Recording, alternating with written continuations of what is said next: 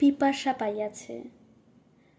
আমরা জানি যে এই প্রভু যীশু খ্রিস্টর পঞ্চম বাণী, যা তিনি ক্রুশে বসে বলেছিলেন, আমার পিপাসা পাইয়াছে। আমরা প্রত্যেকে জানি যে সেই খ্রিস্ট যে অনন্ত জীবনের জলের ধারা বইয়ে নিয়ে যায়, যে জল মানুষকে তৃপ্তি দেয়, তার মধ্যে সেই জল রয়েছে, সেই স্রোত রয়েছে যা মানুষকে তৃপ্ত করে। সে আজ বলছে আমার পিপাসা পেয়েছে। এই বাক্য শুধু একটা বিষয় বলেনি, এই বাক্যের পিছনে অনেকের অনেক মন্তব্য রয়েছে, কিন্তু আমরা দেখি এখানে বলছে যাতে শাস্ত্রীয় বচন পূর্ণ হয়, বচন পূর্ণ হয়, তার জন্য তিনি বলছে আমার পিপাসা পেয়েছে।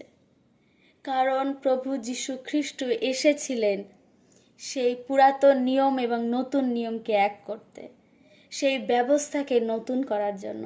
তার জন্য প্রভু বলল আমার পিপাসা পেয়েছে।